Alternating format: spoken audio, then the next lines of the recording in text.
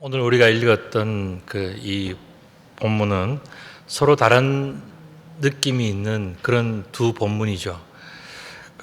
앞부분인 16절부터 18절 이 부분은 그 내용을 보면은 등불은 등경 위에 둔다고 하는 그런 이제 내용이고, 또 뒷부분에 나오는 19절부터 21절까지는 누가 예수님의 가족인가 하는 그 문제가 이게 등장하는 그 내용입니다. 크게 보면은 A 파트와 B 파트가 두 개가 이제 오늘 본문의 그러한 그 내용이라고 볼 수가 있을 것입니다. 먼저 A 파트 그 내용을 보시면 16절부터 18절 보면은 등불은 등경 위에 둔다 이런 내용이에요. 근데 이 등경이라는 말은 굉장히 어려운 단어예요. 여러분들 등경을 쉽게 이해를 하십니까? 등경이라고 하는 것은 굉장히 어려운 그 용어인데, 이 등경이라는 말이 뭐냐면 등잔 등자에 도직의 경자예요. 도지개가 뭔지 아십니까? 굉장히 어려운 거예요. 이 등경은 쉽게 보면 램프 스탠드인데 등불이 멀리 비치도록 등잔을 올려놓는 그 대를 등경이라고 하는 거예요. 근데 이 등경할 때 그 경자가 굉장히 어려운 그 도지개 경자를 쓰고 있단 말이죠. 도지개 경. 이 내용을 자세히 보면은 공경할 경자에 나무 목자 되어 있는 바로 그런 잘 쓰지 않는 그런 용어예요. 자, 그렇다면 이 도지개는 어디에 사용되어지는 거냐 하면 활을 만들 때 사용되어지는 하나의 자화 같은 거예요. 활은 이렇게 굽어져 있지 않습니까? 뭐 반달형으로도 굽어 있기도 하고 여러 모양으로 이렇게 활 모양을 이렇게 만들 수가 있는데요. 그 활은 보통 한 나무를 휘어서 하기도 하지만은 좋은 활은 뭐냐면은 여러 겹의 나무를 붙이고 휘어가지고 끝에다가 뭐 고래 힘줄이라든가 이런 걸 묶어가지고 그렇게 해서 화살이 나갈 수 있도록 하는데, 저 화살을 만들려고 그러면 나무를 재단해야 되지 않겠습니까? 재단할 때 쓰는 그러한 그 자 같은 그런 그것이 뭐냐면 바로 도지개라고 하는 그러한 그런 도구예요. 다음 그림을 보시면 이게 바로 도지개입니다. 그래서 길이가 다른 나무를 이렇게 어떻게 측정하는가 하는 그런 하나의 장비라고 볼 수가 있어요. 그래서 결국은 이렇게 휘어진 나무, 그런 것을 이제 만들어가는 하나의 그 장비. 그때 쓰여지는 그 용어가, 단어가 그러니까 도지개 경자를 쓴단 말이죠. 우리는 굉장히 어려운 거예요. 왜 이 성경을 번역할 때에 이렇게 어려운 용어를 썼는가 궁금하기도 합니다. 어쨌든 다음 이제 그림을 보시면 그렇게 해서 이 휘어진 나무 같은 그런 어떤 등경에다가 이제 등불을 이렇게 올려서 1단, 2단, 3단 이렇게 조절도 할 수 있으면서 저기다가 한다면 저 호롱불에다가 불을 붙이면은 밝아지겠죠. 그래서 캄캄한 밤에도 불을 켤 수 있는 그러한 그 등대, 그다음에 그 등경에다가 이제 등불을 이렇게 해놓은 바로 그런 모습이라고 볼 수가 있겠습니다. 자, 이것이 오늘의 이제 하나의 본문의 내용인데, 여러분 16절의 말씀을 보면 어떤 내용이 나오냐면은 누구든지 등불을 켜서 그릇으로 덮거나 평상 아래에 두지 아니한다 이렇게 이야기하면서 등경 위에 둔다 그랬습니다. 이제 등경이라는 말, 이 어려운 용어를 여러분들이 이제는 이해를 하실 거예요. 이렇게 활처럼 약간 휘어진 그런 어떤 그 등대, 거기다가 이제 등불을 켜놓는다 이거죠. 근데 그 등불을 사람들이 이렇게 밝히고 싶고 나타내고 싶지, 그것을 그릇으로 덮거나 또 평상 아래에 두어서 빛을 가리고 그렇게 하지 않는다는 겁니다. 등경 위에 두어서 그렇게 모든 사람들이 그 빛을 볼 수 있도록 그렇게 한다는 것이죠. 왜 그렇게 하는가? 이는 들어가는 자들로 하여금 빛을 볼 수 있도록 한다는 거예요. 여러분들 이 본문 속에서 중요한 내용은 뭐냐면은 등불, 등대 뭐 다 중요하지만은 사실 이 본문 속에서 중요한 것은 뭐냐면 들어가는 자들을 위한 빛, 이게 바로 본문 16절에 나오는 핵심 내용이에요. 이 말은 결국 무엇을 이야기하겠습니까? 우리 다음 그림을 하나 보시면은 바로 이 그림을 우리가 생각해 볼 수가 있어요. 며칠 전에도 눈이 많이 왔는데 눈이 오는 캄캄한 밤에 아무도 나를 도와줄 사람이 없고 나는 춥고 배고프고 지쳐 있다고 생각하면 해보십시오. 갈 길은 먼데 갈 수 없는데 어떻게 어디로 가야 할지 무엇을 해야 할지 모를 때 저 멀리 어디선가 조그만 불빛이 보인다면은 거기에 대한 희망을 가지지 않겠습니까? 아, 저기 가면 내가 쉴 수 있고 따뜻할 수 있고 편안할 수 있고 내가 거기에서 내가 무언가 먹고 싶은 음식을 먹으면서 쉴 수 있는 그러한 저 집이 저기 있다 하면은요, 그 사람은 그때서부터 힘이 생기고 용기가 생기고 저곳을 가야 한다는 목적의식이 분명해지면서 나아가지 않겠습니까? 그리고 그 집에 갔을 때에 정말 자기가 상상하던 것처럼 생각했던 것처럼 과연 그 집에 작은 불꽃이 밝히고 있다면 저 작은 불꽃을 보면서 그동안 힘들게 걸어왔던 자신의 인생길을 얼마나 감사하면서 야, 정말 이 불빛 때문에 내가 찾아왔다 하는 그런 마음의 안도감과 평안함이 있지 않겠습니까? 오늘 본문에서 이야기하는 내용들이 바로 그런 내용들이에요. 결국 무엇을 이야기합니까?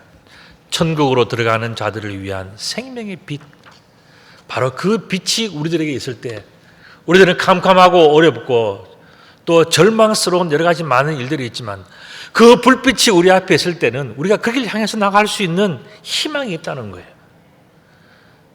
특별히 천국으로 들어가는 자들을 위한 생명의 빛이 있을 때에 나중에 그들이 느끼는 기쁨과 감사와 평안함이 얼마나 크겠는가, 그것을 오늘 이 본문 속에서 설명해 주고 있는 것입니다. 또한 17절의 말씀을 보면은 이 천국의 빛, 생명의 빛을 이야기하면서 무엇을 또한 동시에 이야기하냐면은 숨은 것이 장차 드러나지 아니할 것이 없고 감추인 것이 장차 알려지고 나타나지 않을 것이 없다라고 이야기하고 있어요. 지금 보이는 것이 전부가 아니라 장차 되어질 일들이 있는데 그때는 숨길 수 없이 모든 것이 전부 다 드러나는 그런 엄청난 일이 있을 것이라는 것을 말씀해 주고 있어요. 이 이야기는 결국 뭡니까? 천국에 들어가기 위해서 나아갈 때 반드시 심판이 있다는 거예요. 천국은 하나님의 나라를 이야기하는 겁니다. 그 하나님 나라는 편안하고 좋은 곳이고 정말 불빛이 있는 곳이고 우리가 안식할 수 있는 곳이고 굉장한 곳이고 내가 모든 세상의 질고와 무거운 것들을 다 내려놓고 정말 느끼지 못한 평안함과 기쁨을 누릴 수 있는 큰 감사의 자리이긴 하지만은 그러나 반드시 심판을 거쳐서 간다는 거예요. 숨길 수 없고 드러나지 않은 것이 없는 그것은 무엇을 얘기하면 결국 심판을 이야기하는 거예요. 여러분들 히브리서 9장 7절의 말씀도 보면은요, 한 번 죽는 것은 사람에게 정해진 것이요, 그 후에는 심판이 있다고 말씀하셨어요.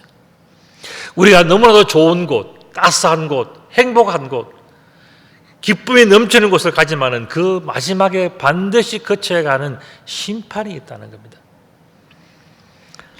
자, 그렇다면 우리가 한 가지 고민해보고 질문해볼 것이 있어요. 그게 뭐냐면은, 저와 여러분들은 마지막 심판을 준비 잘 하고 있는가 하는 그 문제예요. 그 질문입니다. 하나님의 심판을 위한 준비를 잘 하고 있는가? 이 준비라는 것이 참 중요합니다. 오늘 이 18절 말씀 다시 한번 우리가 본다면은, 그러므로 너희가 어떻게 들을까 스스로 삼가라 그랬습니다. 자, 우리가 하나님 나라, 그 좋은 하나님 나라, 절망 가운데, 캄캄한 가운데서 소망을 가질 수 있는 그 등불이 있는, 불빛이 있는 그곳에, 생명이 있는 그곳에 살 수 있는 그곳으로 가는데 우리들은 어떻게 준비해야 될까? 그 문제에 대해서 오늘 18절은 이렇게 얘기합니다. 너희가 어떻게 들을까 스스로 삼가라. 천국 심판을 이기는 방법이 있는데 그 방법은 결국 어떻게 듣는가, 여기에 달려져 있다는 거예요. 우리가 어떻게 듣는가, 거기에 우리 천국 준비, 하늘나라 가는 그 모든 준비가 다 달려져 있다는 거예요. 자, 그렇다면 어떻게 들어야 되겠습니까? 오늘 말씀을 보면 예수님의 말씀을 나를 위하여 들려주는 하나님의 천국 복음으로, 내가 세상 속에서 절망을 하고 몸도 아프고 사업도 힘들고 살아가는 것이 참 고달프고 어려운데 그 모든 힘든 인생을 걸어가는 나, 천국에 대한 소망을 가지고 살아가지만 하루하루가 너무 힘들어서 견디기 어려운 인생을 살아가는 그런 나를 위한 하나님의 사랑과 축복의 메시지로 예수님의 말씀을 받아들일 때, 그 받아들이는 그 믿음과 그 태도와 그 행위로 말미암아서 우리는 하나님의 약속된 엄청난 축복을 누리게 되는 거예요. 이게 뭐냐? 복음이라는 겁니다. 우리의 죄와 허물들이 용서를 받고 아버지 앞에서 새로운 희망을 가질 수 있는 그런 천국 복음. 야, 나를 위해서 들려주는 이 말씀이 바로 오늘 우리들에게 주시는 이 말씀이라고 생각할 때에 그것이 바로 나에게는 큰 축복의 말씀, 복음이 된단 말이에요. 나를 살려주는 그 복음. 하나님께서 나를 살리시기 위해서 예수님을 통해서 하나님의 메시지를 전해주셨다고 그렇게 믿으면서 예수님의 말씀을 그대로 믿을 때 그게 뭐냐? 나를 위해서 들려주는 하늘나라의 복음을 듣는 거예요. 그렇게 들으면 된다, 이렇게 말씀하셨어요. 이것이 오늘 앞부분에 나오는 그런 내용의 요약이라고 본다면, 자, 이제 제가 여러분들에게 그림 몇 장을 보여드리면서 이 그림 몇 장의 제목이 뭘까, 주제가 뭘까를 한번 질문을 한번 던져보겠습니다. 여러분들 한번 보시면서, 자, 다음 그림을 한번 보시면서, 자, 이 그림, 또 다음 그림, 다음 그림, 다음 그림. 이 그림들은요, 여러분들 인터넷에서 제가 찾은 그림들인데 무슨 용어를 검색하면 이런 그림들이 나올까요? 뭘까요? 예? 예. 참 훌륭한, 여러분 천재입니다. 어떻게 그걸 어떻게 아십니까? 가족이랍니다. 예, 가족. 예. 가족이라고 하는 것은 사전적인 의미를 본다면 주로 부부를 중심으로 한 친족 관계에 있는 사람들의 집단 또는 그 구성원, 혼인, 혈연, 입양 등으로 이루어지는 그런 조직을 가족이라고 이야기한다는 거예요. 영어로 한다면 family 이렇게 이야기를 하죠. 가족이라는 겁니다. 그래서 이 가족을 증명하는 것들이 있지 않습니까? 가족 증명서라든가 주민등록 등본, 초본, 호적 등본, 초본, 또 요즘 뭡니까? 이외에도 많이 있죠. 뭐 DNA 검사라든가 여러 가지 가족을 입증할 수 있는 많은 서류들이 있지 않겠습니까? 많이 있을 수 있어요. 우리들은 이런 걸 통해서 내밀면서 우리는 가족입니다 이야기를 하고 계실 거예요. 자, 그렇다면 성경에서는 가족의 개념을 어떻게 설명하고 있는가? 여러분들 성경에서는 어떻게 설명하고 있을까요? 그게 바로 오늘 후반부에 나오는 이 B파트에 나오는 그러한 내용들이에요. 19절부터 21절에 보면은 누가 예수님의 가족인가? 이 말은 결국 뭐겠습니까? 누가 천국의 가족인가에 대한 그 질문에 대해서 오늘 19절에는 그 대답을 이렇게 했습니다. 예수의 어머니와 그의 동생들이 왔으나 무리로 인하여 가까이 하지 못하는 일들이 있음과 같이 그렇게 이야기합니다.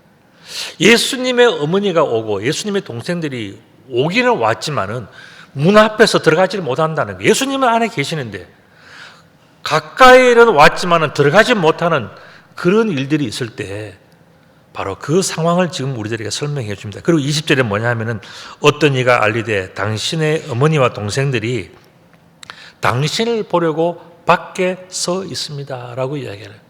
이야기는 뭡니까? 밖에 서 있는 가족들이 있다는 거예요. 예수님은 지금 집안에서 사람들과 즐겁게 대화를 하고 맛있는 음식을 드시면서 어떻게 보면 참 행복한 시간들을 함께 나누고 있는데 어머니와 동생은 분명히 가족이지 않습니까? 그럼에도 불구하고 들어오지 못하고 바깥에 서 있는 가족으로서 존재하고 있다는 거예요. 이럴 경우에 어떻게 하겠는가? 바로 그 문제입니다. 우리가 흔히 하는 말로 어찌하오리까?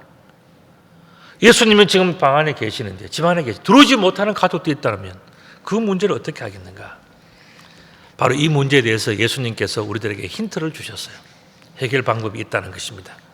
21절의 말씀 보면 예수께서 대답하여 이르시되 내 어머니와 내 동생은 곧 하나님의 말씀을 듣고 행하는 이 사람이다 말씀하셨어요. 지금 예수님과 함께 방 안에서 함께 대화를 나누고 음식을 나누고 하는 그 사람들은 어떻게 이 안에 들어와서 있게 되었는가에 대해서 예수님께서 설명해 주시는 본문이 바로 이 본문이에요. 그들은 하나님의 말씀을 듣고 그것을 행하는 사람들이었다는 겁니다. 예수님의 말씀을 듣기만 하고 오지 않은 사람들은 예수님과 함께 그 집에 들어와 앉아 있지를 못했던 거예요. 그런데 그들은 예수님의 말씀을 들었을 때에 내가 예수님을 따라가야 되겠다라고 마음을 먹고 예수님과 함께 동행했던 사람들이에요. 그러니까 그 사람들은 지금 자기도 모르게 그 사람들은 말씀을 듣고 따라온 사람들은 지금 예수님과 함께 있다는 거예요. 그런데 지금 바깥에 있는 많은 사람들, 그 사람들은 뭐냐? 말씀은 들었지만 따라오지 않은 사람들, 그 사람들은 바깥에 있다는 거예요. 그리고 나중에 따라온 예수님의 어머니 마리아와 예수님의 가족들도 결국은 지금 바깥에 있는 것 아닌가? 그들은 가족이기 때문에 DNA를 검사해보고 요즘 표현대로 하면은 주민등록 등본이나 호적 등본이나 초본 뭐 다 내밀어서 우리 가족이다 이야기를 하겠지만은 그러나 그들은 지금 예수님이 계시는 그 방에는 들어오지를 못하고 바깥에 서 있는 가족일 뿐이라는 거예요. 자, 이런 경우를 어떻게 할 거냐? 바로 그 말씀을 하십니다. 요한복음 8장 12절의 말씀을 보면 예수께서 또 말씀하여 이르시되 나는 세상의 빛이니 나를 따르는 자는 어둠에 다니지 아니하고 생명의 빛을 얻으리라 이렇게 말씀하셨어요. 예수님이 빛이라는 겁니다. 예수님이 생명의 빛이라는 겁니다. 또한 요한복음 12장 36절의 말씀 보면 너희에게 아직 빛이 있을 동안에 빛을 믿으라 그리하면 빛의 아들이 되리라. 예수께서 이 말씀을 하시고 그들을 떠나가서 숨으셔서 빛을 가리신 거예요. 빛이 얼마나 중요한지를 예수님께서 보여주시고 나타내시기 위해서 예수님께서 숨으시면서 빛이 없이 살아가는 것이 얼마나 캄캄하고 절망스럽고 어려운 것인지 아느냐. 빛이 있을 때 있을 동안에 빛을 믿어야 된다 그 말씀을 하셨습니다. 결국 이 말씀은 뭡니까? 예수 그리스도는 생명의 빛이고 생명의 등불이고 하나님의 말씀이라는 것을 우리들에게 이야기해 주시는 거예요. 자, 그렇다면 오늘 본문 16절로 다시 한번 돌아가서 누구든지 등불을 켜서 그릇을 덮거나 평상 아래 두지 아니한다는 말씀이 나왔지 않습니까? 그 등불이라는 것이 결국 뭐라 그랬습니까? 세상의 빛이고 그것은 바로 하나님의 말씀이라 그랬습니다. 자, 그렇다면 이 말씀을 16절을 좀 풀어서 설명을 드린다면 뭐냐면은 누구든지 하나님의 말씀을 켜서 그릇으로 덮거나 평상 아래에 두지 아니한다 그랬습니다. 그리고 등경 위에 둔다. 말씀을 등경 위에 둔다 그랬습니다. 왜 그런가? 이는 들어가는 자들로 그 빛을 보게 하려 함이라. 결국 이 말씀을 여러분 자세히 한번 보십시오. 하나님의 말씀은 천국을 들어가고자 하는 자들에게 빛이 되는 것이 바로 뭐라고요? 하나님의 말씀이라는 겁니다. 그러므로 누구든지 하나님의 말씀을 켜야 된다는 거죠. 하나님의 말씀을 켜서 그릇으로 덮어두거나 평상 아래에 두는 사람은 어리석은 자라 그랬습니다. 여러분들 혹시 성경책은요, 주일날 한번 예배를 드리고 난 다음에 일주일 내내 여러분 차 뒤에 혹시 얹혀져 있지 않습니까? 그건 뭐냐? 하나님의 말씀을 그릇으로 덮어놓고 평상 아래에 두는 사람, 차 뒤에 꽂아놓고 일주일 뒤에 서시는 분들, 뭐냐? 하나님의 말씀을 덮어놓는 사람들이에요. 하나님의 말씀은 어떻게 되느냐? 등경 위에 둔다 그래요. 등경. 등경은요, 이런 촛대, 활처럼 휘어진 그 촛대, 그 꼭대기에다가 주는 거예요. 그래서 제가 참 이 옛날에 우리 믿음의 선배들이 이 성경을 히브리어나 헬라어 성경을 번역할 때, 특히 신약이니까 헬라어 성경이지 않겠습니까? 이것을 번역할 때 그 어려운 등경이라는 말을 다 용어로 썼어요. 등경. 등불 등자에 도직의 경자라 그랬습니다. 근데 저 도직의 경자를 한번 자세히 한번 보십시오.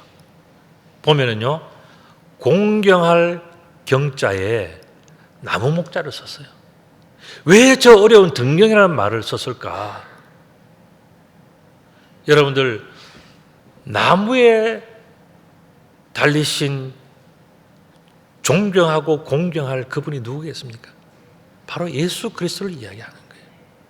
다른 여러 가지로 번역하고 표현할 수 있지만은, 그러나 나무에 달리신 예수 그리스도를 우리가 공경해야 된다는 그런 마음과 믿음이 있었기 때문에 오늘 이 본문을 번역할 때에 우리의 믿음의 선배들은 뭐냐면 등경이라는 단어를 썼어요.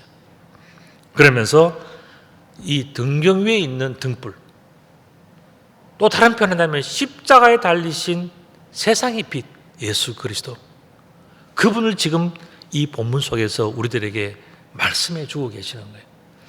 그렇기 때문에 오늘 본문의 말씀 18절의 말씀을 다시 한번 보면서 이것을 좀 더 쉽게 우리가 풀어서 설명드리면 이런 내용이에요. 그러므로 너희가 등불을 어떻게 둘까 스스로 삼가라, 이런 내용이잖아요. 그런데 이 말씀을 바꾸어서 그러므로 너희가 등불이신 하나님의 말씀을 어떻게 들을까 스스로 생각해 보라. 또 누구든지 있는 자는 받겠고 하는 것이 본문의 내용이지만 이것을 풀어서 설명을 드리면, 누구든지 하나님의 말씀이 있는 자는 천국을 받겠고, 누구든지 하나님의 말씀이 없는 자는 그 있는 줄로 아는 것까지도 빼앗기리라 하는 이 말씀이에요. 이 18절의 내용이 바로 이 내용입니다. 중요한 것은 뭐냐면 우리 속에 하나님의 말씀이 있느냐 없느냐 하는 바로 그 문제라는 거예요. 하나님의 말씀이 우리 속에 있으면 누구든지 천국을 받을 수가 있고, 하나님 말씀이 없으면은 누구든지 그 있다고 생각하는, 스스로 생각하고 착각하고 그것도 다 빼앗기게 된다는 거예요. 그 중요한 것은 뭐냐? 누구든지 간에 하나님 말씀을 가져야 된다는 거예요. 하나님 말씀이 있느냐 없느냐, 이것이 가장 중요한 문제라는 거예요. 이렇게 볼 때 오늘 본문 A 파트와 B 파트, 그러니까 16절부터 18절까지 나오는 등불은 등경 위에 두어야 된다는 이 말씀과, 그 다음에 B 파트인 19부터 21절에 나오는 누가 예수님의 가족인가 하는 이 문제는 따로 떨어져 있는 본문이 아니라 하나의 본문이에요. 이 하나의 본문을 연결해 주는 것이 뭐냐면 바로 하나님의 말씀이라고 하는 바로 그 단어예요.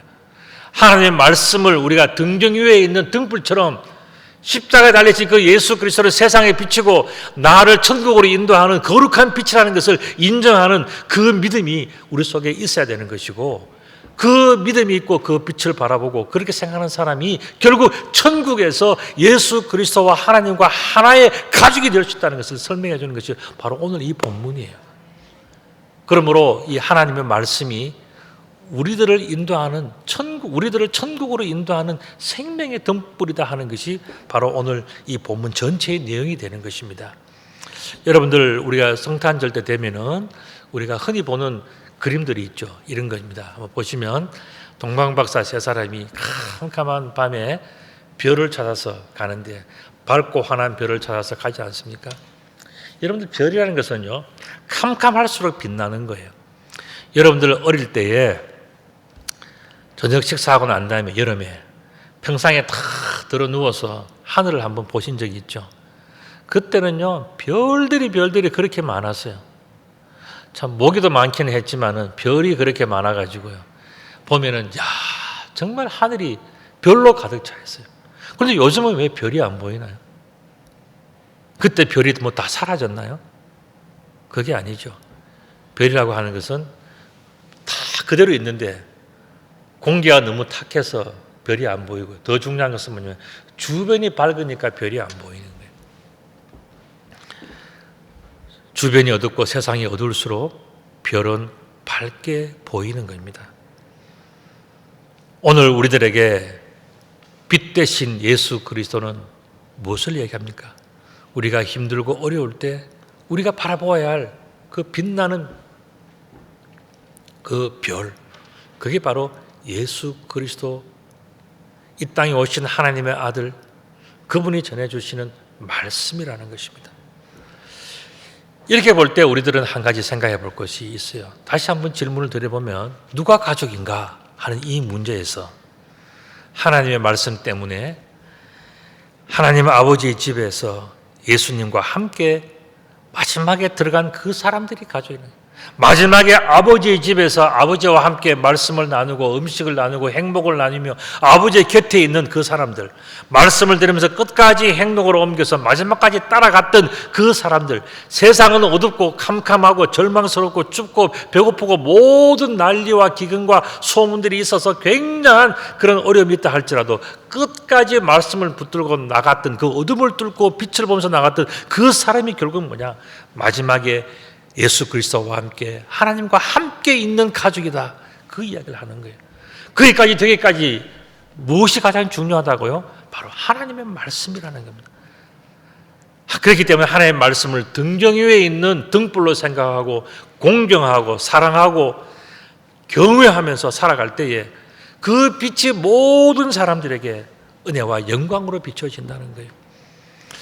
저는 오늘 이 말씀을 보면서 옛날에 어릴 때 제가 경험했던 하나의 그 추억을 떠올리게 되었습니다. 아마 제가 수요일 같은 때 한번 말씀을 드린 적이 있는데,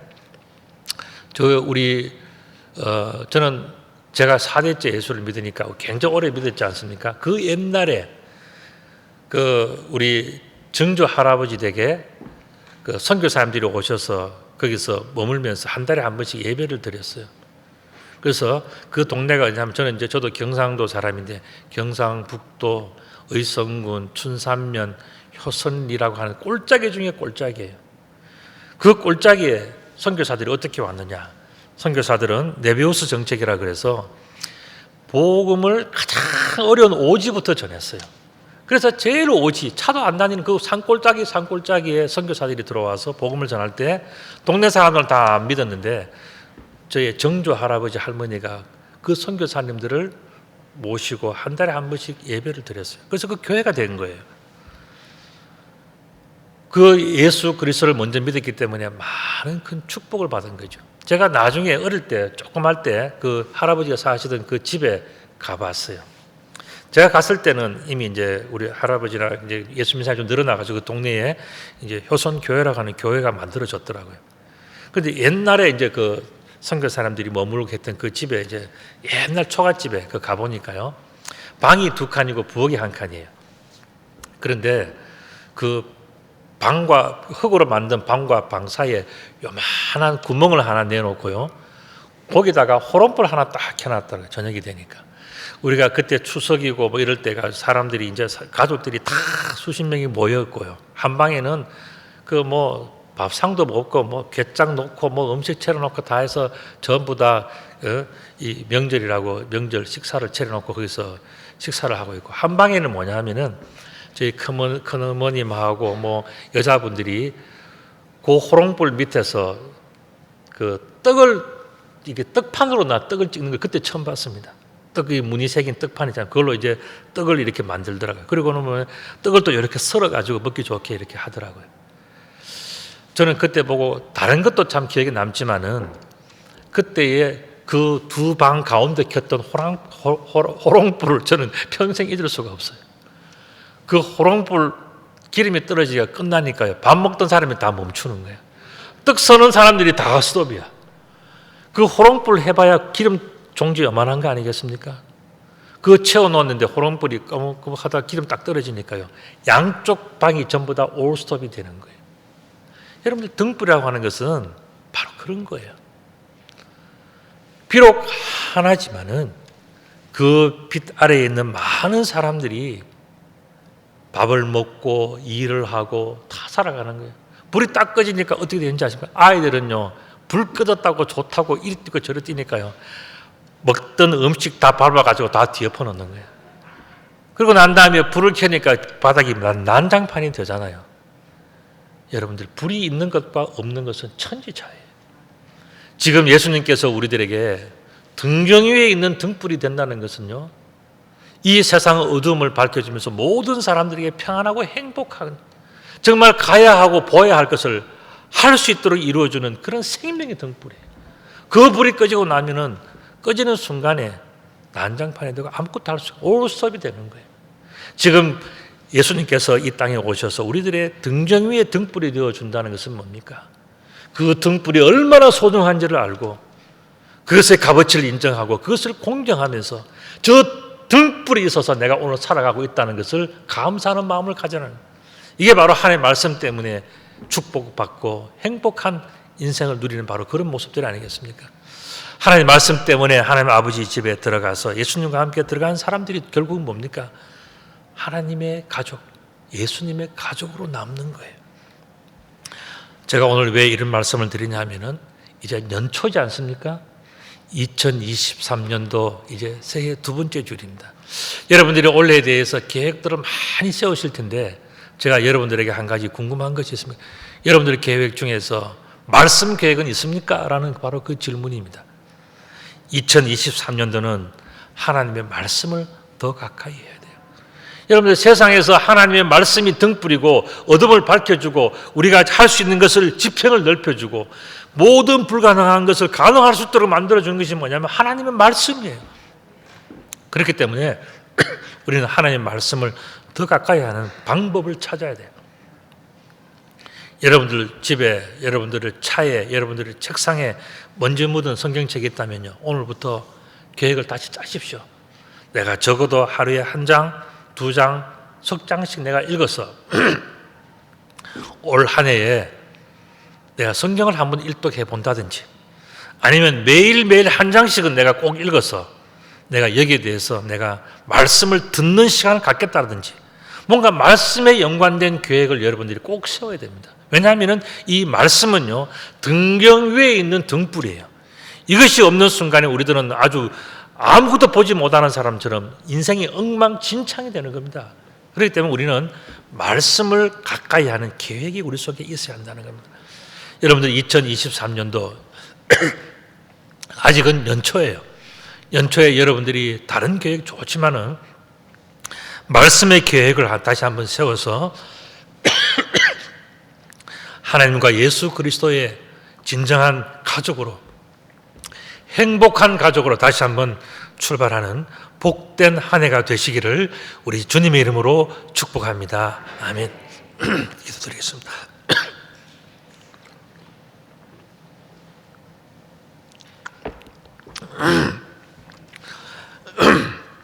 하나님 아버지, 참 감사합니다.